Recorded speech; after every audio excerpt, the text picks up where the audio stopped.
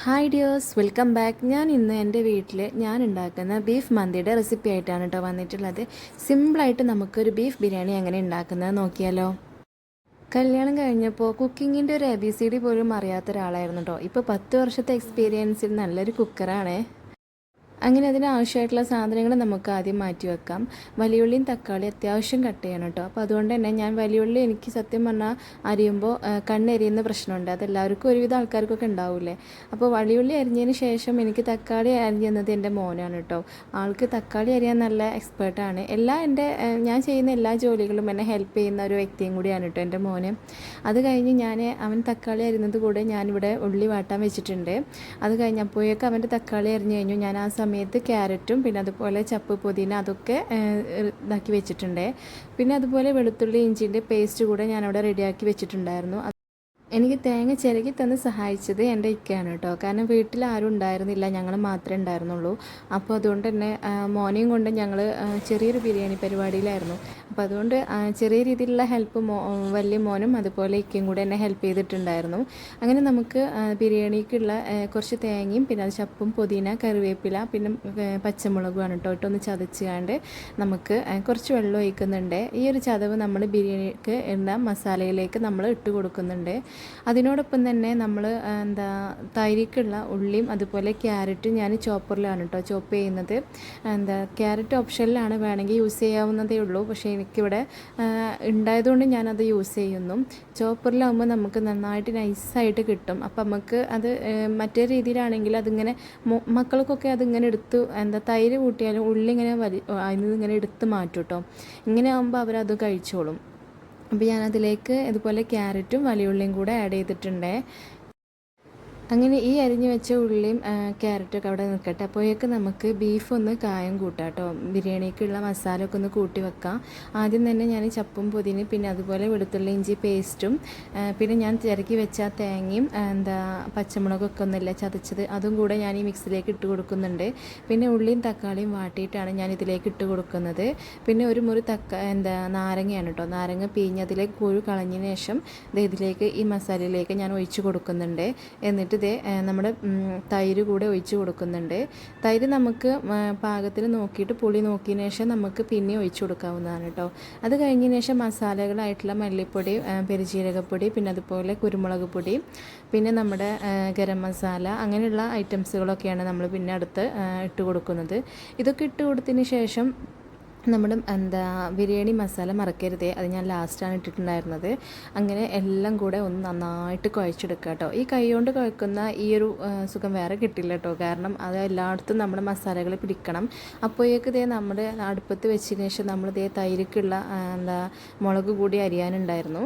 അപ്പോൾ മുളക് കൂടി അരിഞ്ഞ് വെച്ചേക്കാണ്. അതിലേക്ക് അപ്പോഴേക്ക് നമ്മൾ ബീഫ് അവിടെ അടുപ്പത്ത് വെച്ചിട്ടുണ്ട് കുക്കറിൽ. അതൊരു 3 വിസിലെങ്കിലും വരണം കേട്ടോ. എന്നിട്ട് തൈര് റെഡിയാക്കാനുള്ള തൈര് കൂടെ ഈ ചോറിലേക്ക് ഒഴിച്ചതിൻ്റെ ബാക്കി തൈരാണ് കേട്ടോ നമ്മൾ തൈര് ഉണ്ടാക്കുന്നത്. ഒരു പാക്ക് മതി തൈര് നമുക്ക് ഈ ഒരു ബിരിയാണി ഉണ്ടാക്കാൻ വേണ്ടിയിട്ട്. അത് കഴിഞ്ഞ് ഞാനൊരു കുറച്ച് ഉപ്പും കൂടി ഇട്ട് നന്നായിട്ട് മിക്സ് ചെയ്ത് കേട്ടോ. ഇത് കാണാൻ തന്നെ ഒരു ഭംഗിയാണല്ലേ. ഇങ്ങനെ ക്യാരറ്റും വലിയുള്ളിയൊക്കെ ചെറുതായിട്ട് അരിയുമ്പോൾ അത് തിന്നാനും ടേസ്റ്റാണ് കേട്ടോ. അങ്ങനെ തൈരിൻ്റെ പരിപാടി കഴിഞ്ഞ് നമുക്കിനി ചമ്മന്തി ഉണ്ടാക്കാം കേട്ടോ. അതിന് വേണ്ടിയിട്ടും തേങ്ങയും അതുപോലെ ചപ്പും പുതിന അതുപോലെ പച്ചമുളക് പിന്നെ ഞാൻ കുറച്ച് സുർക്ക കൂടി ഒഴിക്കുന്നുണ്ട്. എന്നിട്ട് നന്നായിട്ട് മിക്സിയിൽ അടിച്ചതിന് ശേഷം ചെറിയൊരു ഇഞ്ചി കഷ്ണം കൂടി ഞാൻ ഇട്ടിട്ടുണ്ടായിരുന്നു കേട്ടോ. അത് ഞാൻ പറയാൻ മറന്നുപോയതാണ്. ഇതുപോലെ ഈ ഒരു ഫൈനായിട്ടാണ് വേണ്ടത് കേട്ടോ നമ്മളെ ചമ്മന്തി. ചിലവർ നന്നായിട്ടൊന്നും അരക്കില്ല, പക്ഷേ ഇവിടെ എല്ലാവർക്കും നന്നായിട്ട് അരക്കണം. പിന്നെ എല്ലാ പണിയും കഴിഞ്ഞാൽ ഇതാണ് ഇതിൻ്റെ ബിഹൈൻഡ് ദ സീന്. നമ്മുടെ സിങ്കും തിണ്ടൊക്കെ ആകെ അലങ്കോലമായിട്ടുണ്ട് കേട്ടോ. അപ്പോഴേക്ക് ഞാൻ ചോറിന് ഇവിടെ വെള്ളം വെച്ചിട്ടുണ്ടായിരുന്നു. അതിങ്ങനെ ചൂടായി വരുമ്പോഴത്തേന് ഞാൻ പട്ടയും പൂവും കായൊക്കെ ഇട്ടിട്ടുണ്ട്. അതിലേക്ക് പിന്നെ അതുപോലെ ഞാൻ ക്യാരറ്റ് കൂടെ ഞാൻ അരിഞ്ഞു വെച്ചിട്ടുണ്ട് കേട്ടോ.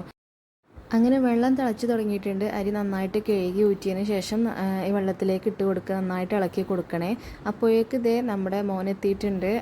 ഏക്കൻ്റെ കൂടെ കളിക്കുകയായിരുന്നു കേട്ടോ. കുറച്ച് കഴിഞ്ഞേക്ക് അവന് ഫീഡിങ്ങിന് സമയമായപ്പോൾ വന്ന് ഇതാവാണ്. എല്ലാം പണീൻ്റെ ബിഹൈൻഡ് ദ സീൻ ഇങ്ങനെയൊക്കെ തന്നെയാണ് കേട്ടോ. അപ്പോഴേക്ക് നമ്മുടെ കുക്കറിൻ്റെ വിസിൽ വന്നിട്ടുണ്ട്. നമ്മുടെ വിസിൽ പോയി നോക്കുമ്പോൾ അത്യാവശ്യം നല്ല നമ്മുടെ മസാലകൾ ഗ്രേവി ഉണ്ട് കേട്ടോ. അത് നമ്മൾ ഇനി ചോറ് ഇട്ട് ദമ്മിടുമ്പോൾ ആ ഗ്രേവിയൊക്കെ നമുക്ക് കുറച്ചുകൂടെ തിക്നെസ്സായിട്ട് കിട്ടും. അങ്ങനെ ബീഫായി ചോറ് അടുപ്പത്തുണ്ട്. അതിലേക്ക് നമുക്ക് ചോറ് വറവിടാനുള്ള ഉള്ളി കൂടെ അരിഞ്ഞു വെക്കാനുണ്ട്. അത് കട്ടിയില്ലാതെ കനം കുറഞ്ഞ് അരിയണം കേട്ടോ. അപ്പോൾ അതുകൊണ്ട് കൈ കൊണ്ടാണ് അരിയുന്നത്. അത് പിന്നെ നെയ്യിൽ നമ്മൾ വാട്ടി കൊടുക്കുന്നത്. അപ്പോൾ ഞാനൊരു ചെമ്പട്ടി വെച്ചിട്ട് നെയ്യിൽ വാട്ടി കൊടുക്കുകയാണ്. അതിന് മുകളിൽ ഞാൻ ഇതേപോലെ വാഴൻ്റെ ഇല ഒന്ന് ചൂടാക്കി കൊടുക്കുന്നുണ്ട് കേട്ടോ.